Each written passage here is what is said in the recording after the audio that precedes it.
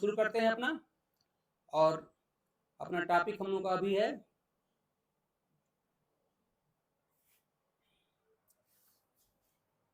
Types of crosses. शुरू करते हैं हम लोग types of crosses. Types of cross पे भी खूब क्वेश्चन बनता है और वहां थोड़ा सा घुमाता है तो हम लोग गलती कर बैठते हैं। टाइप्स ऑफ क्रॉसेस, देखिए मैं एक क्रॉस लिख रहा हूं। क्रॉस में आप जानते हैं कि मेल होता है, एक फीमेल होती है, और क्रॉस का सिंबल होता है। ये देखिए मेल है हमारा, हम मेल लिख रहे हैं इसको। ये मेल का सिंबल है, और हमारे इस नोटेशन में पी को आप लोग प्योर समझिएगा और एच को हाइब्रिड। तो मेल है पी मतलब pure for red flower colour and pure for टाल प्लांट हाइट। इसको क्रॉस कर दिया गया फीमेल से। ये है pure for white flower colour and pure for dwarf plant height. एक क्रॉस हमने लिख दिया। ये क्रॉस कौन सी क्रॉस है हमको पहचानना है। देखिए ऐसा, इसमें दो बात आप देख पा रहे होंगे। पहली बात आप ये देख पा रहे हैं कि दोनों ही मेल और फीमेल जो है प्योर हैं। देखिए यहां पर भी ये प्योर लिखा है, पी फॉर प्योर, यहां भी है पी फॉर प्योर, यहां भी है पी फॉर प्योर, यहां भी है पी फॉर प्योर, दोनों प्योर हैं। और कैरेक्टर यार देखिए, मेल में रेड है जो कि डोमिनेंट होता है, तो फीमेल में कैसा है देखिए व्हाइट है। देख रहे हैं आप ना, यानी कैरेक्टर कंट्रास्टिंग फॉर्म में है। मेल में अगर डोमिनेंट है, फीमेल में रिसेसिव है। यहां पे देखिए मेल में टाल है तो फीमेल में देख रहे हैं क्या है, ड्वार्फ है। Contrasting character. तो दो पॉइंट आप देख पा रहे हैं यहां पर कि मेल और फीमेल दोनों के दोनों प्योर हैं और कैरेक्टर क्या है, कंट्रास्टिंग फॉर्म में है। तो हम यहां से जो पॉइंट नोट कर पा रहे हैं वो ये है, पहला पॉइंट हमारा क्या है कि both the parents are pure, both the parents pure हैं, पेरेंट्स आर प्योर। और दूसरी बात क्या है, with contrasting character, with contrasting character, contrasting character.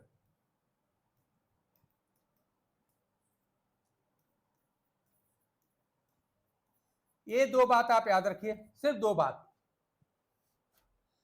और इसके बाद ध्यान दीजिएगा, ये जो क्रॉस है, जिस क्रॉस में ये दो कैरेक्टर्स फॉलो होते हैं वो क्रॉस होती है नॉर्मल क्रॉस। ये होती है नॉर्मल क्रॉस, ये नॉर्मल क्रॉस होती है। तो the cross in which both the male and female parents are pure with contrasting character. Contrasting का मतलब यह है कि मेल में अगर डोमिनेंट है, देखिए यहाँ पे रेड लिखा है, तो फीमेल में कैसा देखिए यहाँ पे व्हाइट लिखा है, रिसेसिव लिखा हुआ है। मेल में अगर टॉल लिखा हुआ है, डोमिनेंट टॉल होता है जानते हैं, तो फीमेल में ड्वार्फ लिखा है, रिसेसिव लिखा है। तो बस ये दो पॉइंट अगर आपको याद रहे तो आप कह सकते हैं कि क्रॉस कैसी है, नॉर्मल क्रॉस है। अब जो नॉर्मल क्रॉस होती है ये कितने कैरेक्टर को स्टडी करने के लिए की गई है, कितने कैरेक्टर यहाँ पे यूज किए गए हैं।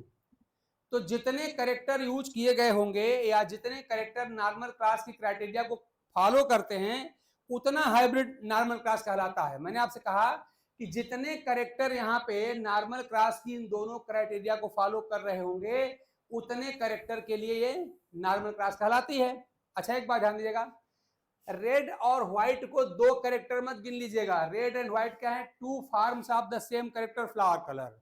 तो कैरेक्टर कौन सा है, फ्लावर कलर है, उसके दो रूप हैं। रेड है उसका डोमिनेंट फॉर्म और व्हाइट है उसका recessive form.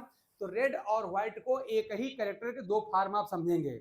Similarly tall is the dominant form of plant height and dwarf is the recessive form of the plant height. यानी टॉल एंड ड्वार्फ दोनों ही प्लांट हाइट के कैरेक्टर्स सारी forms हैं। Toll dominant है, dwarf आपका recessive है।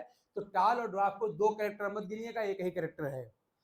इस confusion से बचने का तरीका यह होता है कि खाली एक पेरेंट में गिन लीजिए कितने कैरेक्टर हैं, है ना। तो आप देख रहे हैं यहाँ दो कैरेक्टर है फ्लावर कलर के लिए और एक यहाँ पे प्लांट हाइट के लिए।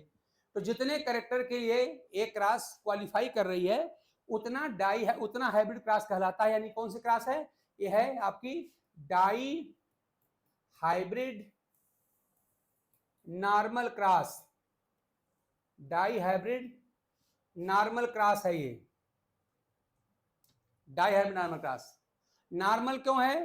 क्योंकि मेल और फीमेल दोनों देखिए प्योर हैं और कैरेक्टर इनके कंट्रास्ट हैं। रेड का कंट्रास्ट देखिए यहाँ पे व्हाइट है और टाल का कंट्रास्ट यहाँ पे ड्वार्फ है। यही दो क्राइटेरिया होती है। इस दो क्राइटेरिया को जो कैरेक्टर फॉलो करेंगे या जो क्रास फॉलो करेगी वो नॉर्मल क्रॉस होगी। फिर हम गिन लेंगे कितने कैरेक्टर इस क्राइटेरिया को फॉलो कर रहे हैं। क्राइटेरिया क्या है कि कैरेक्टर यहाँ पे या फॉर्म उसके प्योर होने चाहिए और कंट्रास्टिंग फॉर्म में प्रेजेंट होने चाहिए। एक साइड में अगर मेल है तो अगली साइड में फीमेल होना चाहिए, ये तय है। तो इसको कहेंगे आप लोग डाई हाइब्रिड नॉर्मल क्रॉस। तो बताइए यहां तक बात क्लियर हो गई? नॉर्मल क्रॉस कैसे पहचानेंगे? दोनों पेरेंट क्या होने चाहिए? बोथ द पेरेंट्स क्या होने चाहिए? प्योर होने चाहिए, should be pure with contrasting character. Contrasting मतलब एक में अगर डोमिनेंट अगले में रिसेसिव होना चाहिए। देख लीजिए ढंग से आप लोग, ये आपके सामने एक डाई हाइब्रिड क्रॉस लिखी हुई है। तो अगर आप नॉर्मल क्रॉस पहचानना क्लियर कर लिए हो तो मैं और एग्जांपल लिखूं।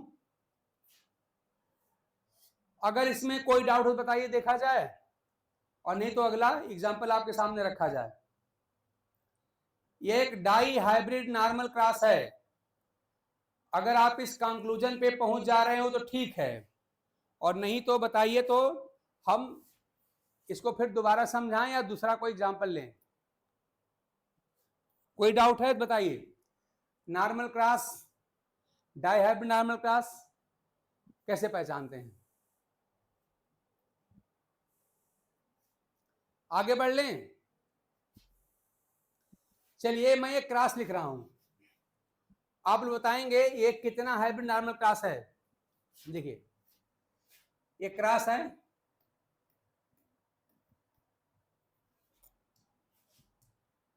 मेल है pure red and pure dwarf, इसको क्रॉस कर दिया गया। फीमेल यहां पे ले रहे हैं, female pure white and pure dwarf.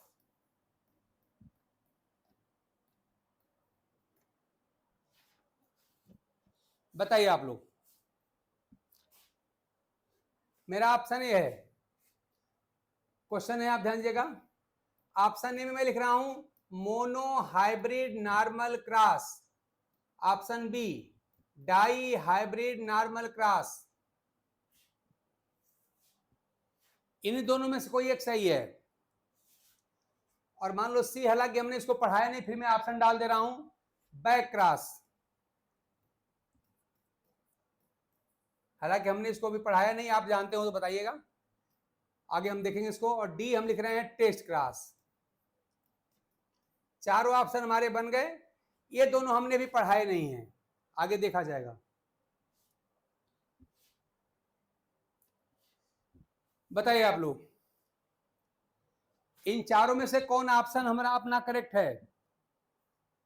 ये मोनो हाइब्रिड नॉर्मल क्रॉस का एग्जांपल है, या डाई हाइब्रिड नॉर्मल क्रॉस है, या एक बैक क्रॉस का एग्जांपल है, या टेस्ट क्रॉस का?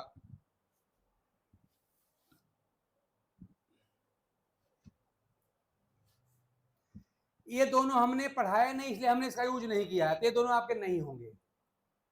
हमने पढ़ाया नहीं अभी, तो मैं इसके क्वेश्चन क्यों पूछूं आपसे?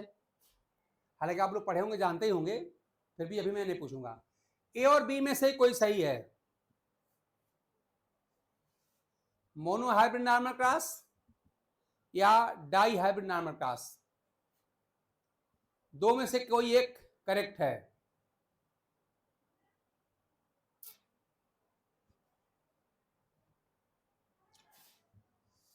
जल्दी बोलिए आप लोग। एक ही पॉइंट, दो ही पॉइंट तो हैं, मेल और फीमेल दोनों क्या होने चाहिए? दोनों यहाँ पे प्योर होने चाहिए, यही ना? और कैरेक्टर कंट्रास्ट में होने चाहिए। तो देख लीजिए आप यहाँ पे क्या हाल है। कि मेल, यहां पे देखिए प्योर लिखा है, ये भी प्योर ड्वार्फ है, प्योर लिखा हुआ है। फीमेल पे आइए, ये भी प्योर लिखा है, ये भी प्योर है, यानी पहली क्राइटेरिया पे फुलफिल हो रही है, both the male and females are pure, ठीक है ना। दूसरी क्राइटेरिया क्या है, character should be in their contrasting form, contrast होना चाहिए। अब देखिए मेल में फ्लावर कलर का रेड फॉर्म है और फीमेल में कैसा आप देख रहे हैं, मेल में देखिए यहां पर रेड फॉर्म है तो फीमेल में व्हाइट फॉर्म है, मतलब देखिए कंट्रास्ट हो गया। रेड का कंट्रास्ट आप देख रहे हैं व्हाइट होता ही है, यानी हम फ्लावर कलर के को हम काउंट कर रहे हैं, ये नॉर्मल क्रॉस क्राइटेरिया को फॉलो कर रहा है। अब आ जाइए प्लांट हाइट पर, मेल में आप देख रहे हैं कि प्योर ड्वार्फ है, ड्वार्फ, और फीमेल में भी प्योर ड्वार्फ है। इसका मतलब देख रहे हैं कि ड्वार्फ का कंट्रास्ट क्या ड्वार्फ होगा, नहीं होगा ना भाई, जैसा है मेल में वैसे ही फीमेल में सेम है। इसका मतलब कि ये जो लिखा गया है सिंपली हमको कंफ्यूज करने के लिए लिखा गया है, हमसे गलती कराने के लिए लिखा गया है कि आप गलती करो और बैक टू पवेलियन जाओ, ठीक है ना, ध्यान इस बात का। तो इसका मतलब क्या हुआ कि यहाँ पे जो प्लांट हाइट है वो हमारी क्राइटेरिया को फॉलो नहीं कर रहा है। क्राइटेरिया में है कि अगर यहाँ पे ड्वार्फ है तो यहाँ पे टॉल होना चाहिए, कंट्रास्ट होना चाहिए, जबकि ऐसा नहीं हो रहा है, इसका मतलब ये काउंट नहीं किया जाएगा, ध्यान दीजिएगा। तो आप देख रहे हैं out of 2 character flower colour and plant height only one is following the criteria of the normal cross. In 2 character में से खाली जो फ्लावर कलर है वही खाली क्राइटेरिया को फॉलो कर रहा है, और इसलिए आपका पहला आंसर सही है। एक मोनो हाइब्रिड नॉर्मल क्रॉस। हम लोग क्या करते हैं एग्जाम में खूब पूछा जाता है, देखिएगा आप लोग पेपर प्लग देख लीजिएगा अपना, हम फट से गिनते हैं 2 कैरेक्टर दिखाई पड़ रहे हैं, हो गया डाई हाइब्रिड क्रॉस, फट से मारते हैं।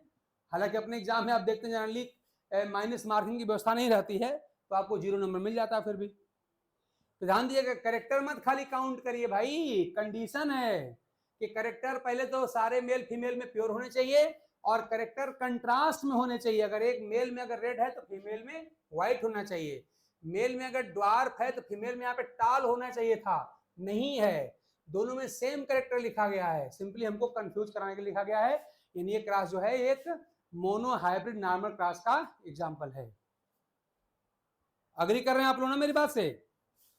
डाई हाइब्रिड अब आप इसको नहीं करेंगे, अब जो ये है डाई हाइब्रिड क्रॉस नहीं है, ठीक है ना सतीश जी, राजेश जी, आप लोग बिल्कुल एग्री कर रहे हैं, अच्छी बात है। आगे बढ़ा जाए, एक और क्वेश्चन देखिए, एक और क्वेश्चन देखिए, एक और क्वेश्चन लेते हैं फिनोटाइप, फिर लेंगे जीनोटाइप से।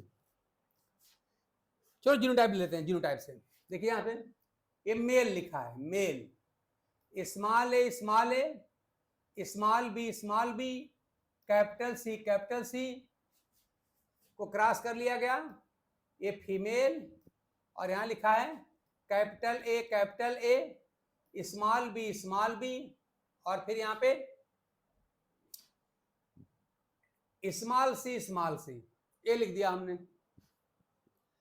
यानी यहां पर जो क्रॉस लिखी गई है वो जीनोटाइप के फॉर्म में लिखी गई है, जीनोटाइप।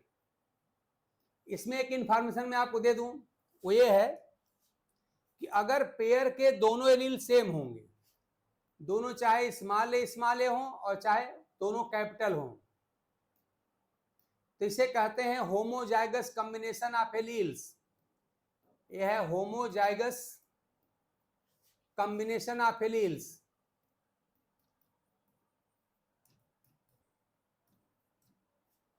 एलील कहलाता है ना, और ये कहां मिलता है, फाउंड इन प्योर ऑर्गेनिजम्स। यानी जहां पर पेयर के दोनों लेटर सेम लिखे होंगे, दोनों एलील सेम लिखे हैं, दोनों ही रिसेसिव हो चाहे दोनों ही डोमिनेंट हो, इसको होमोजाइगस कॉम्बिनेशन कहा जाता है। यही है होमोजाइगस कॉम्बिनेशन, होमोजाइगस। और ये कहां पाया जाता है, प्योर में पाया जाता है, यानी कि ये प्योर रिसेसिव है और ये आपका प्योर डोमिनेंट है। इसलिए जब जीनोटाइप लिखा रहेगा, दिया रहेगा, तो प्योर हाइब्रिड नहीं लिखा जाता, ध्यान दीजिएगा, यहाँ प्योर हाइब्रिड नहीं लिखा जाता। आपको खुद पहचानना है कि प्योर है कि हाइब्रिड है, डोमिनेंट है कि रिसेसिव है, ठीक है ना। लेकिन एक तीसरा कॉम्बिनेशन भी होता है जहां पर पेयर का एक एलील होता है डोमिनेंट, एक होता है रिसेसिव, कैपिटल ए और एक स्मॉल होता है, तो इसे कहा जाता है हेटेरोजाइगस कॉम्बिनेशन ऑफ एलील्स। ये होता है हेटेरोजाइगस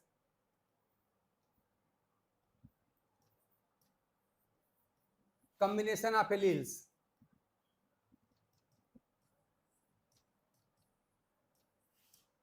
ऑफ एलील्स। और ये कहां मिलता है? ये मिलता है हाइब्रिड्स में, found in hybrids, found in hybrids. तो जहां पर भी हेटेरो मिले समझ जाइएगा हाइब्रिड है, ठीक है ना। तो इस तरह से अगर जीनोटाइप लिखा हो तो प्योर हाइब्रिड लिखने की आवश्यकता नहीं है और लिखा भी नहीं जाता है। तो चलिए बताइए आप लोग, अब इस क्लास में कितने कैरेक्टर स्टडी किए गए हैं या कितने पेयर एलील के हैं जो इस क्रॉस क्राइटेरिया को फॉलो कर रहे हैं? पता करिए, क्या ए फॉलो कर रहा है, बी फॉलो कर रहा है, सी फॉलो कर रहा है, या तीनों में से कितने फॉलो कर रहे हैं? क्या होना चाहिए? प्योर और कंट्रास्ट। देखिए यहां पर मैं एक करके दिखा दूं आपको। यहां पे देखिए स्मॉल ए प्योर है, तो इधर क्या है? Capital A capital A. यहां पे देखिए प्योर है, यहां भी आप देख रहे हैं कि प्योर ही है। ये भी देखिए प्योर है, तो ये भी प्योर है, ये भी प्योर है। और देखिए स्मॉल से लिखा है मतलब रिसेसिव है, और ये कैपिटल लिखा मतलब डोमिनेंट है। मतलब देखिए प्योर भी है और कंट्रास्ट भी है ए वाला, यानी ये काउंट यहां पर होगा, ये यहां पर काउंट होगा। अब बाकी बी और सी के लिए आप लोग बताइए। ये तो काउंट हो गया। बी और सी के लिए आप लोग बताएं कि बी और सी भी नॉर्मल क्रॉस की क्राइटेरिया को फॉलो कर रहे हैं कि नहीं।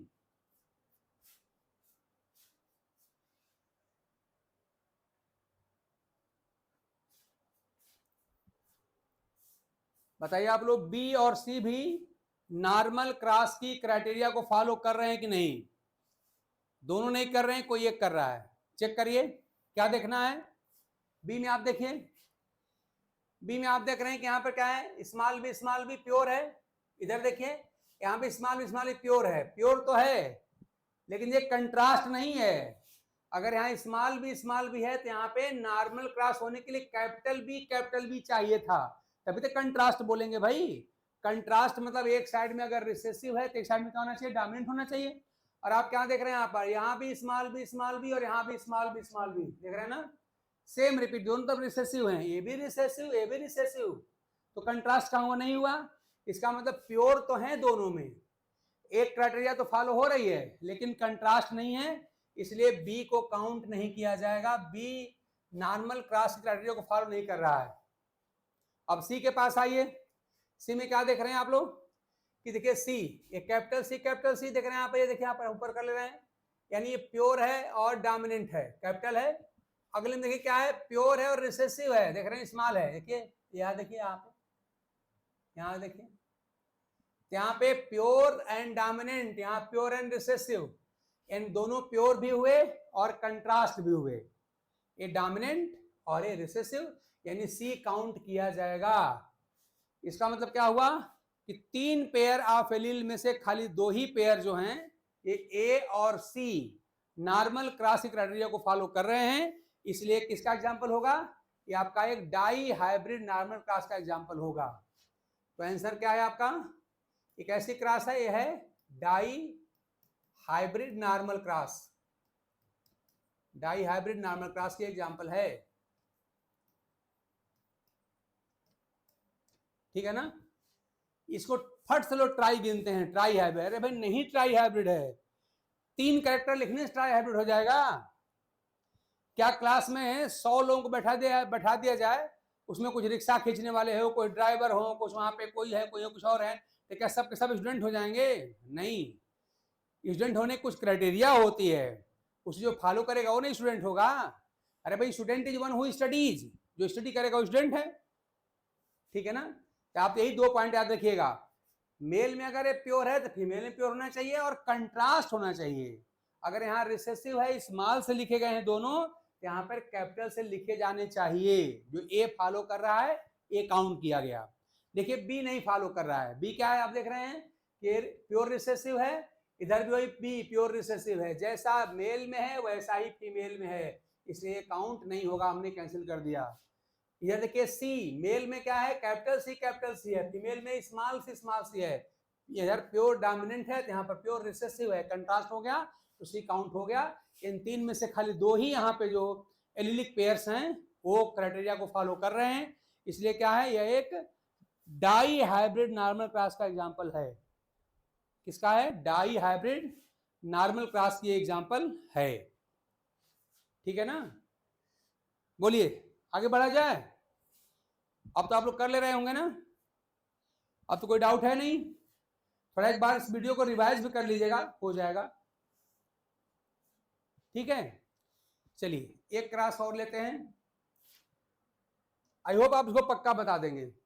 देखिए ये मेल है, यहां में capital R capital T small S cross कर दिया।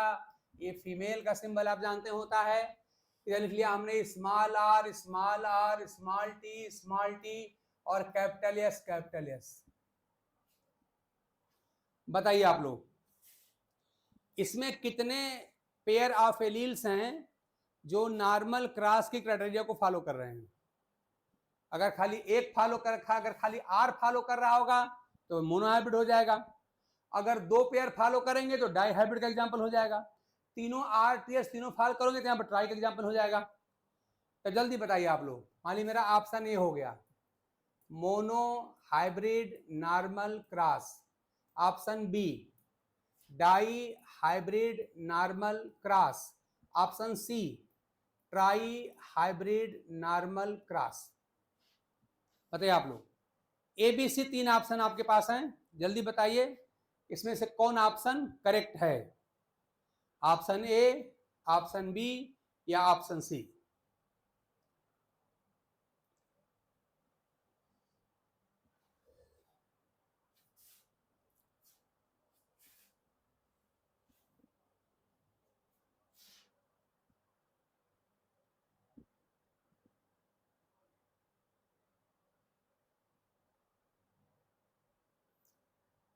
आप लोग बनाने तरीका सीख रहे हो ना? सतीश जी कह रहे हैं कि ऑप्शन सी सही है, मतलब इसको ट्राई हाइब्रिड नॉर्मल क्रॉस मान रहे हैं सतीश जी। आप लोग बताइए भाई, सतीश के हिसाब से आर टी और एस तीनों ही क्राइटेरिया को फॉलो कर रहे हैं, यानी ये ट्राई हाइब्रिड नॉर्मल क्रॉस का एग्जांपल है। आप लोग बताइए, सतीश जी के साथ आप लोग जा रहे हैं, उनके साथ उनके ऑप्शन को आप लोग एग्री कर रहे हैं या कुछ और अपना आपका अलग से बताएंगे? जल्दी बताइए आप लोग।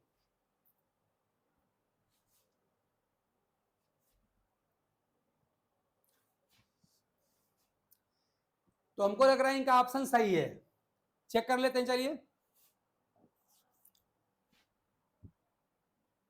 देखिए आर यहां पे देखिए प्योर है, होमोजाइगस प्योर है,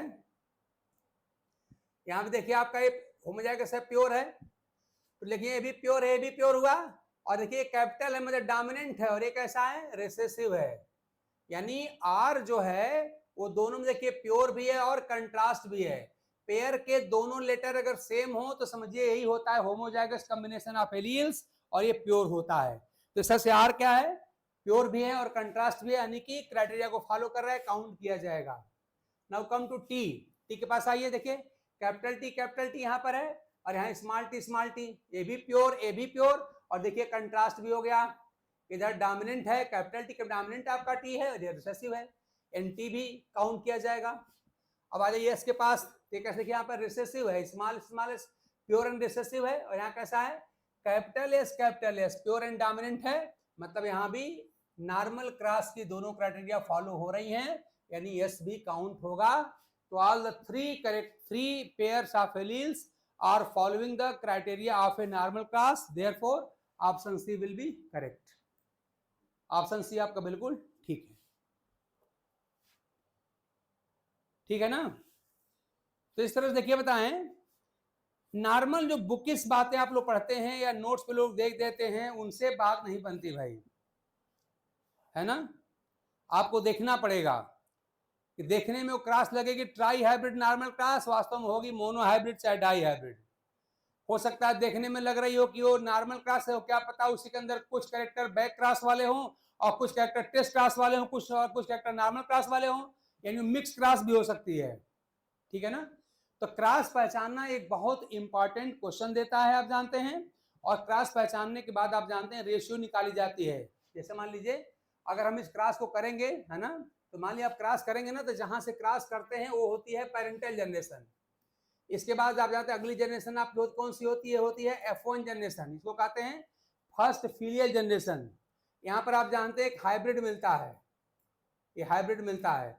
और जब इसकी सेल्फिंग कराते हैं आप, सेल्फिंग का मतलब है उसी पेरेंट यानी प्लांट का हम मेल आर्गन यूज करेंगे, उसी का फीमेल आर्गन भी यूज करेंगे। तो जब मेल और फीमेल दोनों सेक्स आर्गन सेम प्लांट की यूज की जाती है, इसे कहते हैं हम लोग सेल्फिंग कहते हैं। सेल्फिंग के बाद आप जानते हैं कि यहाँ पर F2 मिलती है। तो F2 जनरेशन में कौन कौन से फिनोटाइप मिलेंगे, कौन कौन से जीनोटाइप मिलेंगे, क्या उनकी रेशियो होगी, ये सब निकालना आपको आना चाहिए। और उसके लिए क्या करते हैं आप, गैमेट बनाते हैं। एक तरफ लिखते हैं मेल गैमेट लाइन से, एक तरफ लिखते हैं फीमेल गैमेट लाइन से। फिर आप एक चेकर बोर्ड बनाते हैं, फिर वहां पे जीनोटाइप लिखते हैं, फिर फिनोटाइप लिखते हैं और फिर बैठ के गिनते हैं।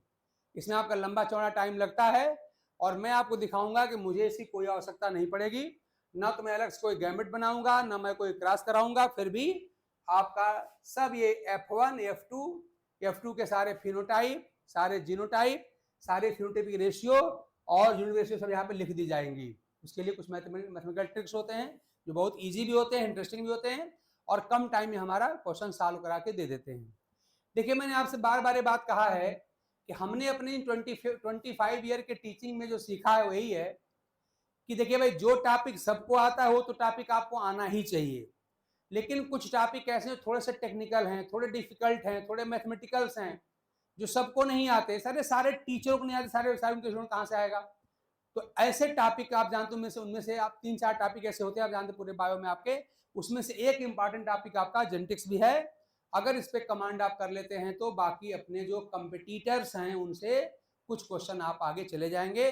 और हमारा कंपटीशन इसी का कंपटीशन है कि हम बाकी लोग कुछ क्वेश्चन एक्स्ट्रा कर लें, ठीक है ना। तो इस तरह से आप याद करिए, वही लाइन पंचिंग लाइन है कि जो सबको आता है वो तो हमको आना ही चाहिए, हमको कुछ एक्स्ट्रा आना चाहिए। तो एक्स्ट्रा कहाँ से आएगा, इन्हीं टेक्निकल और ट्रिकी और मैथमेटिकल टॉपिक से आएगा, जिसमें से आपका 4-5 टॉपिक होते हैं, जिसमें से एक आपका जेनेटिक्स है, ठीक है ना। तो आज की क्लास हम यहीं पे रोकेंगे और नेक्स्ट क्लास में हम क्या करेंगे, अभी जो आपने क्रॉस पहचानना सीखा है नॉर्मल क्रॉस, इसमें F2 देखिए दो बातें, F2 में क्या क्या फिनोटाइप मिलेंगे, कितने तरह के मिलेंगे, क्या उनकी रेशियो होंगी और उन पर न्यूमेरिकल प्रॉब्लम कैसे आते हैं, कैसे सॉल्व किए आते हैं। अगली क्लास में ये बात हम लोग पढ़ेंगे।